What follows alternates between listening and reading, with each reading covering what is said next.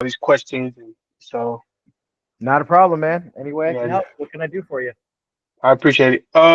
Yeah, so I'm new to so I started wholesaling, trying to wholesale, probably like maybe like sometime last month.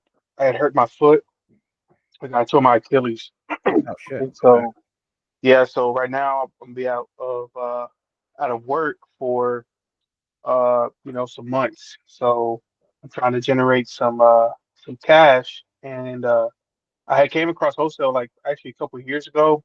Tried it. Couldn't really get into it for real. Um, I was mostly discouraged at the process of it. Which Getting part? turned down. Just getting always just getting turned down and stuff. I was like, this ain't gonna work. And so I was doing it the way that everybody chose to do it, which is you find the distressed property, call the seller or the owner of the house, try to negotiate a price, get a deal, or get it under contract, find a buyer. And I was just ran into a lot of issues. Mostly for me, it was about the contract, make sure I had the right contract. Um, a couple times I would purchase some people's stuff. I actually purchased somebody's their little deal thing last month for their contracts only, and paid like $50. Join their Discord, and it's cool. They only do off market properties. Okay. But when I came across this, I was like, oh, this seems a lot better, a lot easier. I know it's going to take time and work, and right now I finally got I'm finally getting the hang of the deal machine, Okay. the Good. calculator, and because I had been working on it since yesterday. When as soon as I joined, I was like trying to mess with it and stuff, and I kept getting negative numbers, and I'm like, what am I doing wrong? Did you watch the And video? yes, sir, yeah, I did, and Okay. I was like, man, I feel like I'm missing something, and I just couldn't. I kept watched the video probably like 20 times, and I just could not figure it out. And I'm like, okay, I just need. So I joined the group chat. Yes, I joined the training yesterday. Got a lot of information. Joined it. The one you had just a little while ago. I was on that one too, just listening. Um, that's why I wasn't even tripping on the time frame because I know you're busy. So it was not a big deal. I got a lot of time. So um, I was like, I finally got a positive on like inputting, changing my numbers, and I realized I wasn't changing the taxes, the insurance. I didn't change the payment after, when you put it in the inputs and then go to Hmm. the calculator. And I feel like, and I have a question on the calculator. So with this calculator, or the input first, I put in the purchase price is the price that it gives me in the deal sniper, correct? Um, which is so for this house, for example, I'm just gonna let me go to it real quick. I got it on my phone and my laptop and stuff.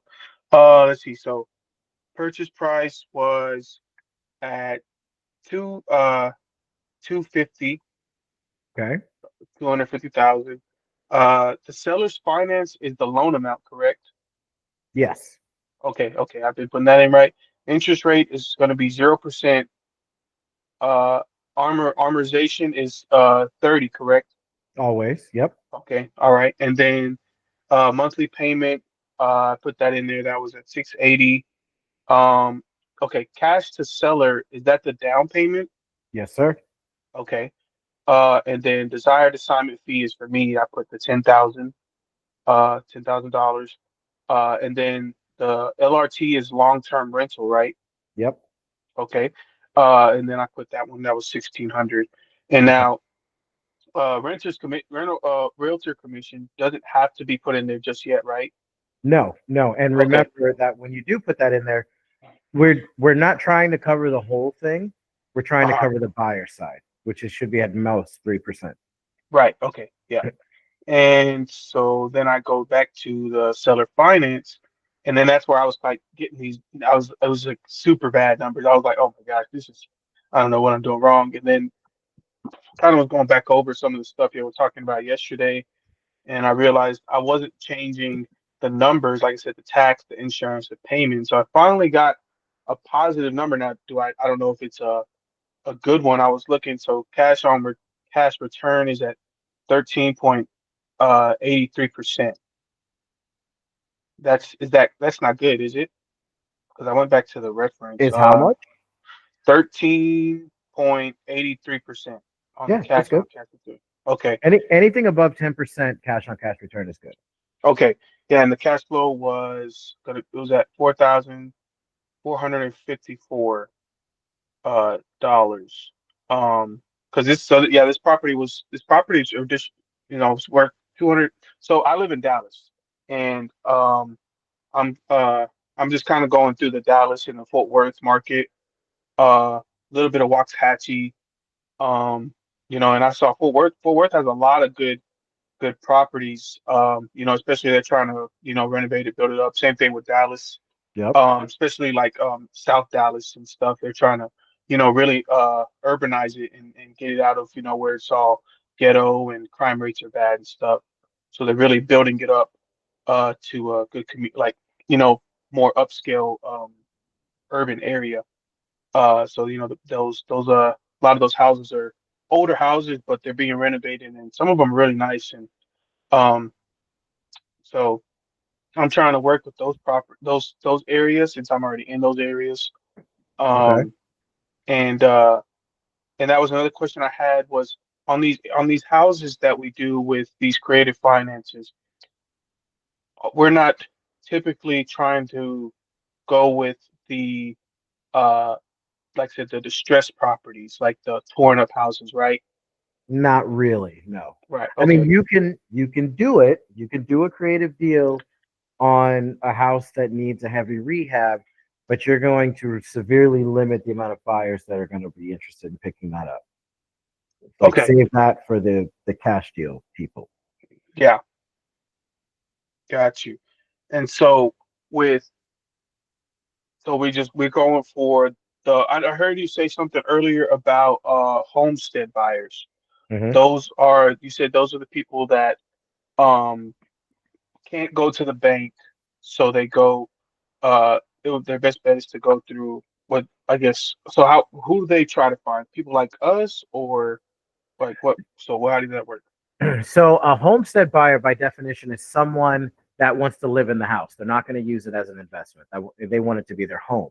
And Gotcha. a Okay. lot of times, homestead buyers or people who are in the market to buy a house that can't traditionally get approved through a bank would be interested in a seller financing or creative deal because the terms are already in place. So if there's a people who don't have social security cards, Hmm. real hard to go to a bank without a social security number. Right. So you can't get approved for a loan. But they may have $30,000 cash to put down as the entry fee. And then now they just take over the mortgage for this home. And then at some point, after owning it for so long, they can refinance it and then boom, they own it. It's theirs. So someone who works a job that gets a lot of cash, but they don't necessarily have good credit. So they can't Yeah. go get approved for a loan, even an FHA loan. They can't get approved. Their credit's too bad, but they've got the money. So they would take a creative financing deal house because it's a way for them to bypass the bank. Gotcha. And so you have a lot of those buyers, those kind of people, or it just depends. So it just depends on the area. Because right And now, like started. obviously, the bigger the area, the more the more opportunities you have to get that deal in front of a homestead buyer, someone who can see it and be in a position to buy it. Gotcha. Because I know, like, right now, I'm definitely willing to, JV and stuff because just starting out, like I said, I need cash, got to start getting some deals and stuff, and until I learn the process better, start making relationships, and I'm on a couple of Facebook groups right now for like the DFW area with wholesaling and other groups that with people with like real estate groups and stuff. Because before I joined this group, I was joined y'all's Discord, and when I was doing like I said, I was just doing the distressed property, trying to find off market properties, prop wire, all that stuff. So I was on all these markets, and um it was getting annoying with uh just calls and nobody's answering or nobody's phone number's not working. So it's just like it was getting a little irritating. And it was like I need some deals. And Cold calling is definitely a grind. It's a man, grind. it's so much work. And like I have a lot of time, so it's not a big deal. But it's just like I would like to be getting some more experience with actually like speaking with people and um it like building relationships and networking and stuff like that with so I can really just start uh building up with this stuff. And like I said, right now I have so much time that it's 100% okay. I have two kids and my wife and stuff, but like right now I can't do anything. And if I can get this going and start getting deals, like I said, I'm willing to JV and I'm okay with that, 60/40. You were talking about yesterday. I'm like, that's not bad at all. Um, I'm okay with that because that's better than nothing, for me right now until I can get, Well, like I said, it's it's 60/40. You get 60, we get 40. yes, yeah, Okay. yeah. And Mm-hmm. then we're also going to teach you how to dispo the deal. So anytime you get a deal locked up, like yes, I'm going to do a video series. I'll get to it. I've got a lot of stuff that I have that I'm trying to work on. But Yeah. if you get a deal locked up and you have us JV it with you, yes, my team's going to push it, but I'm going to give you the same marketing material that we're using, and I'm going to tell you where to post it where we aren't posting it. So if you Got you, find a buyer before us, well, then great. You get 100% of the deal. Congratulations. got you. But if you don't find one, my team will be there to back you up because they'll be in the background also looking for a buyer through Hmm. our other sources. Got you. And now with these deals, finding the buyer, um, and again this creative finance, I'm still just a little confused on exactly how. So you talk to the realtor, and so with the contracts, we're sending the contracts to the realtor, correct? At first, usually what'll happen is the realtor will say, yeah, they may like this offer, they may entertain this offer. I think they'll do it. Send it to me on contract. You're not sending out a signable contract at that point. What you're doing is you're filling out the contract, signing it, and then sending it as a PDF to the realtor in an email. Hmm. And the reason why you're doing that is because that realtor is going to print it out, bring it to their client, and say, okay, here's the offer we got. Here are the terms, yada, yada, yada. They'll go over it. Once the seller says, yeah, we'll take it, then you need to get the seller's email address from the realtor. That's when you upload it to DocHub or DocuSign or whatever you're using so that they can sign it and then both you guys get a copy at the end. Okay, And at that point, that's when you have a deal under contract. got you. So it's just going through the realtor to the seller. Correct. Okay. And DocuSign is okay then for sending contracts.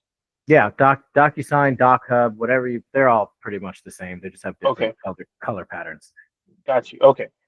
And now the buyer, um now finding the buyer, how do you advertise? I know you're gonna show me, but I would like to know like how would you advertise um this creative finance um offer to find buyers? Like if I was to go to Facebook Marketplace for a buyer, um, and I'm gonna start looking today. I hadn't been looking on Facebook to see if there's any groups like this for this particular thing, um, because I've been trying to mess with this calculator and get to learn it and stuff. So how would I advertise that on like Facebook Marketplace to find a buyer whenever I get to that point of like, okay, I got the offer made, I got the it's under contract, and now I'm just looking for somebody who wants to buy it.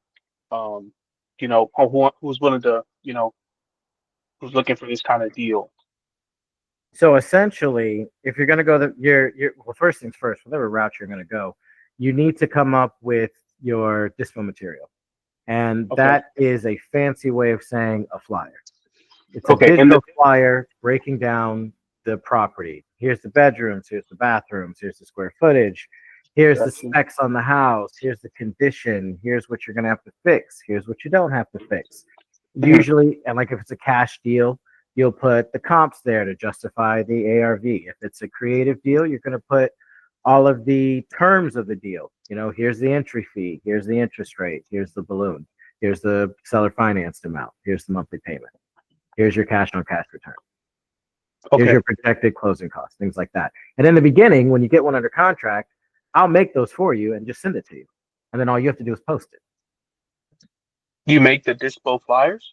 Yeah, Oh, snap, that is awesome. at least the first few. Right, right. And then once you get the Until hang of we it, because learn once you and see them a lot, yeah, that's you learn by doing. So once you see it, got like, you. I mean, you should only really need to see it 2 or 3 times. Right. Yeah, So yeah. yeah, I'll make them for you 2 or 3 times, or one per deal type. You may have one Hmm. deal that works good for a homestead buyer. Well, the dispo material is going to be different than if it went good for an investor. Hmm. So maybe I'll make you one for the homestead buyer and I'll make you one for the investor. If it's a seller finance deal that doesn't cash flow very well, then we do one for each of those. If it's a hybrid, then I'll do the dispo material for those. And once you see it, again, like I said, 2, 3 times max, they're like, oh, this is what it needs to look like. Or you just Yeah. save it as a template and then fill it in with your own information every time you get a new deal. Yeah. Okay. So the dispo is just the display flyer basically. No, When you well, the well, the the dispo material, yeah, the marketing material okay. is basically a digital flyer.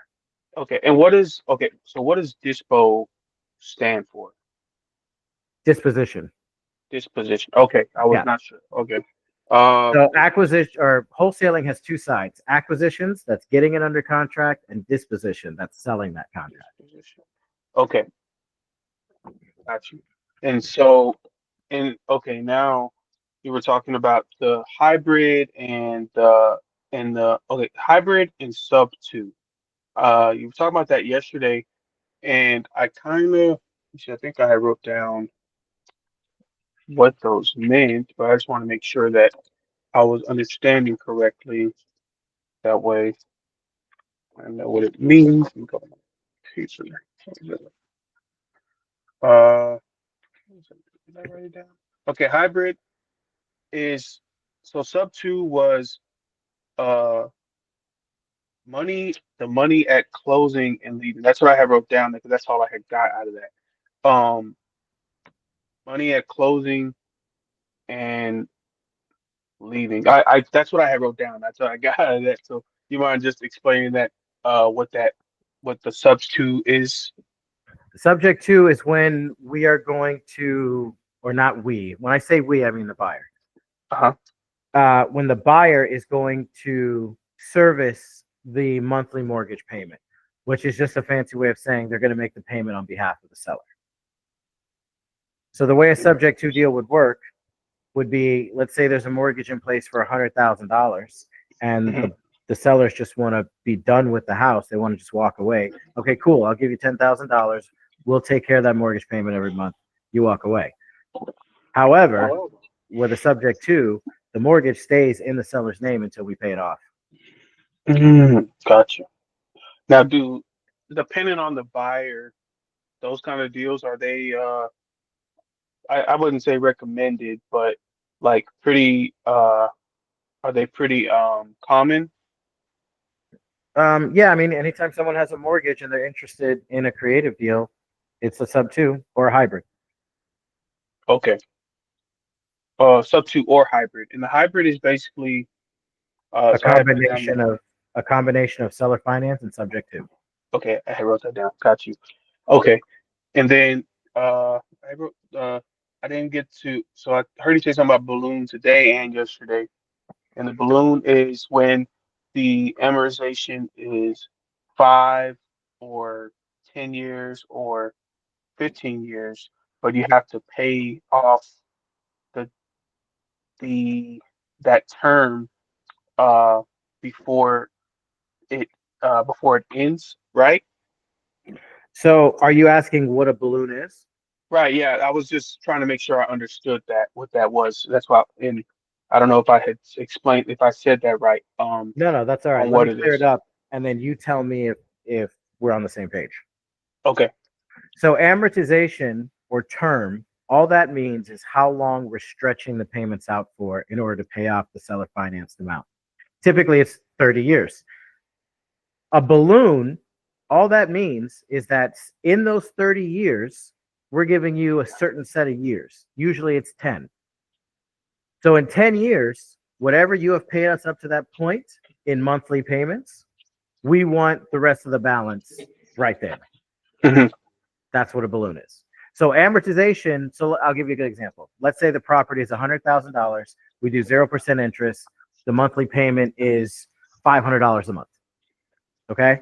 So if Hmm. we stretch that out over 30 years, $500 a month, it'll total $100,000. So what a balloon does is, let's say I say it's a 10-year balloon.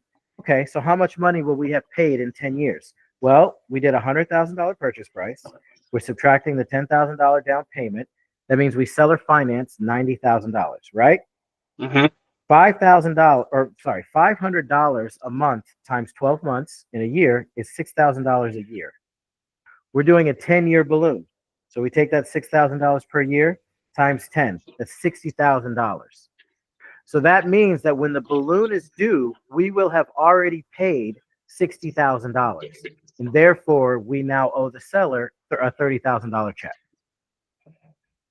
Okay, That's what a balloon is. A balloon just means, hey, yes, you're going to pay us this certain amount for a certain amount of time, and then you're going to pay us off whatever you owe us. got you. Okay. Um, Now I was looking at my calculator, and my assignment fee is in the entry fee, right? Or That like depends on where you're looking. What are you looking at? okay, I was looking at the seller finance breakdown numbers on the calculator. Okay, so Um, you're under the seller finance tab. yes, sir. Yeah. Okay, go ahead. And so I got a purchase price of 260,000. Seller finance amount is 233,000. Of course, 0% interest rate. Payment is $680. Uh, and then entry fee of 27,000 and a closing cost of 5,200. Realtor commission is not there, and then total entry fee 32,200, and then entry fee percentage is 12.38%. Yeah, Okay, that and then looks like a good deal, but hold on a second. What are your taxes and insurance? taxes are 3,720, and insurance is $945 dollars.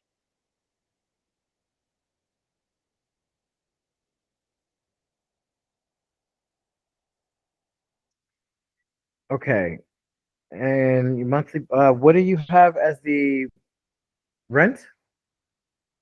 Rent is 1,600, I think it was. Let me check it. I think it was 1,600. Okay, So my computer is slow. Yeah, no, I think, yeah, 1600. 1,600. Yeah, 1,600. Yes, sir. Okay, so yeah, your cash on cash return is good. Your entry fee is good. Everything looks good. Okay.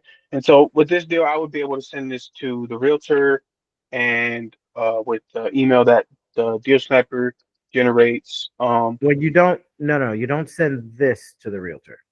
Right. No, not this. No, sir. Not this. Oh, Yeah. okay, okay, okay. The deal that email the AI from Deal Sniper uh Yep, gives. Okay.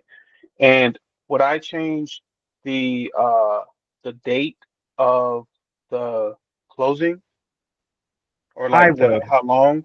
I would.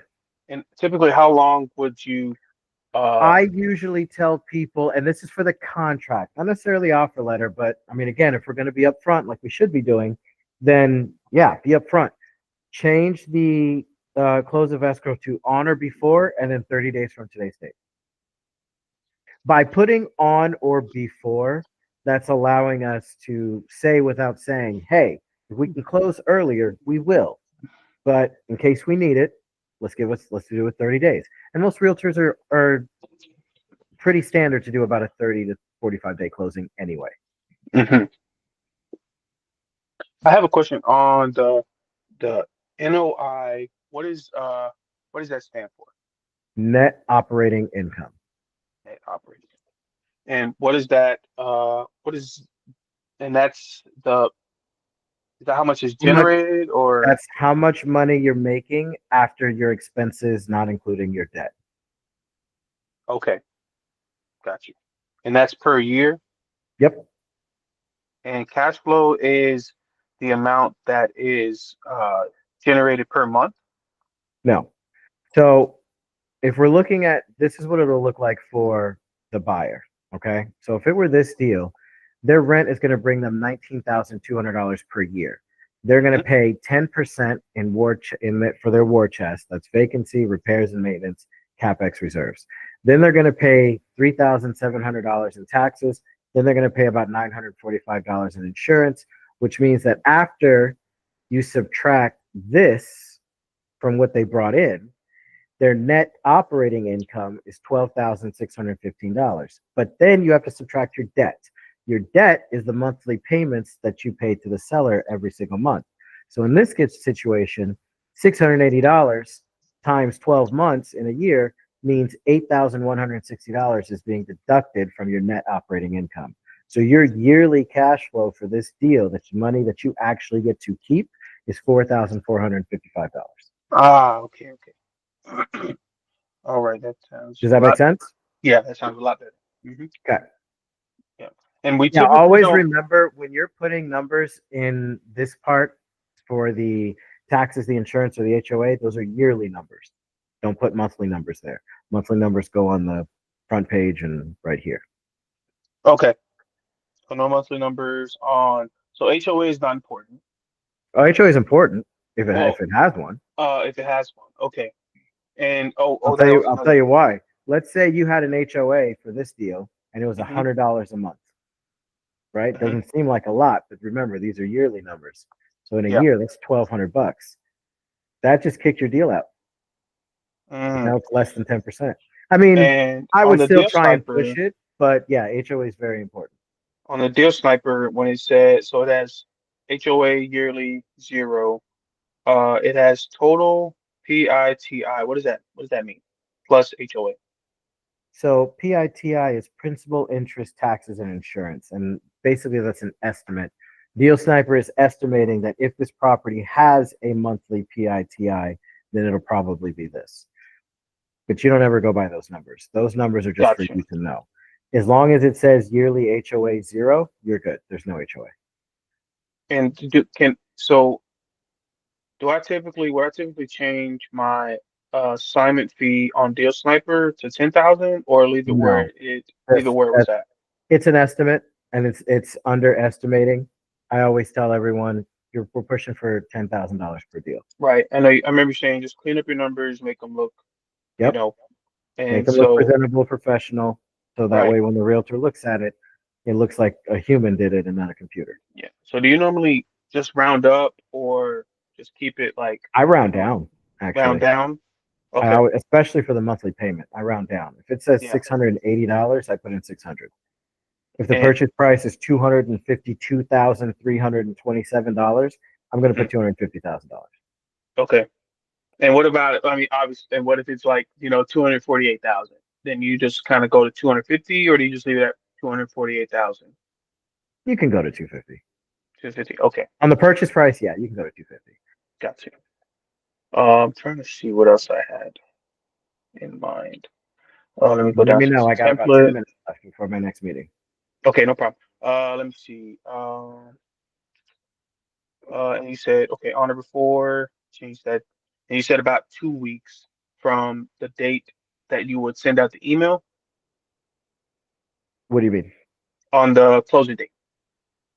On or before, No, so 30 we're gonna days. 30 days. Okay, 30 Yeah, days. Got 30 days. yeah. All right.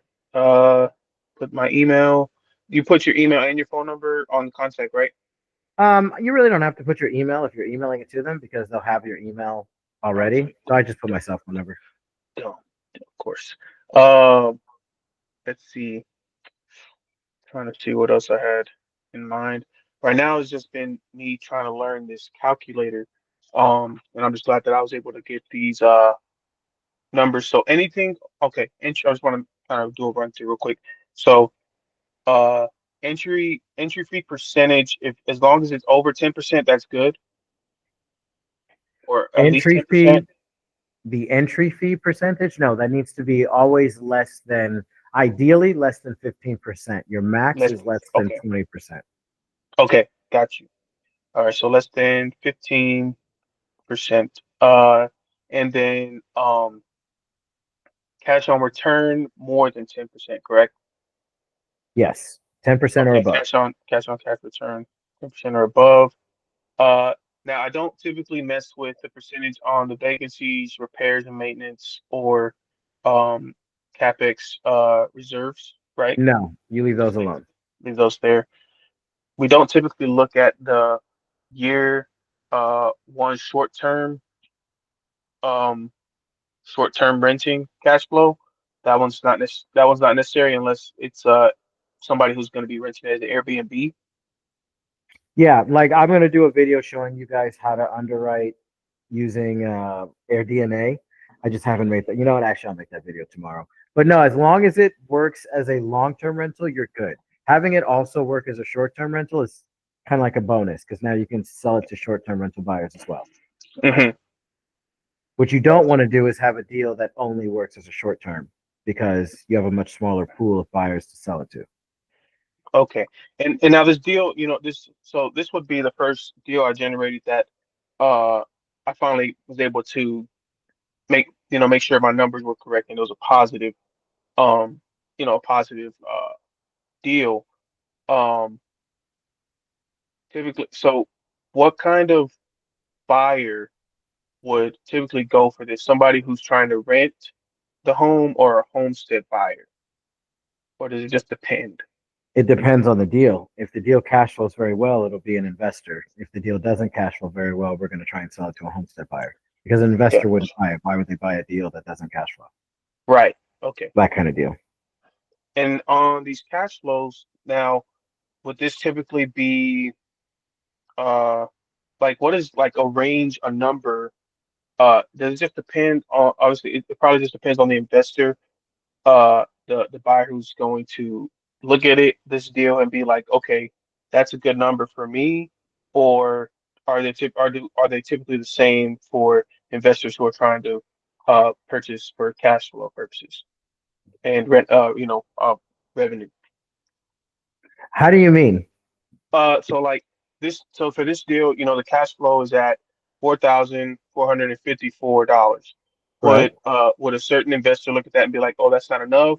And then another investor who's looking to, purchase this and then rent it out, look at it and be like, that's good for me.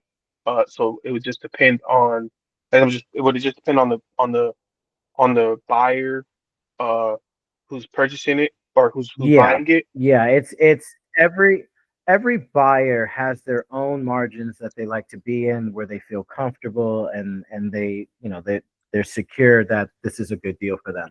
So while out of 100 investors, for example, you know, let's say 60 of them are totally okay with 13%, and 10 of them are like, no, that's not good enough, and the rest are like, oh my god, that's amazing. It's Hmm. just going to be a mix. It just depends. Okay. Now, I think I have one more question. I can't remember. I just had a brain just went blank. Um, these yeah, my brain went blank. I forgot what I was gonna ask. Dang it. Okay. But now I mean, this is I just say I love this. This is a pretty amazing tool. And I heard you saying that in the training earlier that it was, it's only been up for a couple weeks. And so you had, and I saw you put on the chat yesterday that y'all had at that time it was 58 contracts.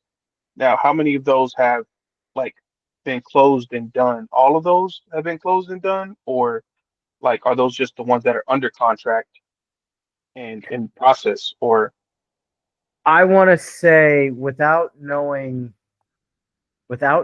specifics, I'm because not everyone dispos their deals through us. Mhm. So there's quite a few of those that locked them up and they didn't use our dispo team. Mm, Uh, and then the ones that have gone through us, we have, I think we've closed like 13, 14 okay. personally. And then we have like 30 in the works right now, give or take, a few Hmm. that are in disposition. Okay. I mean, that's Damn, really good actually, that's pretty good. I just for I for just thought six about that. That is pretty good. Yeah, we've for been up six like weeks. Yeah. 6.5 weeks, 6.5, 7 weeks. We've been up. So who started this was this you and some buddies that had been doing wholesaling for a while, or uh like Pretty much. how did y'all come up with this idea? Pretty much. Yeah, we saw some of the things that were going on out there. I mean, not to jump on a soapbox or anything, but we saw some of the things that were going out there with some of the other uh, communities and gurus. And I actually have a free Discord that anyone can join. It's completely open right now. Hmm. And I do that and I go in that Discord and I help everyone there too. I obviously they're trained on different things, mostly off market, whatever is the most cost effective thing. But I do that too. And I just sit in there. And the main reason that I started a paid Discord was that I found out that someone literally copy and pasted one of the training materials that I had wrote with like their name on it and was charging someone like $49 an hour to go Wow. over the thing that I was going over the day before for free, to everyone.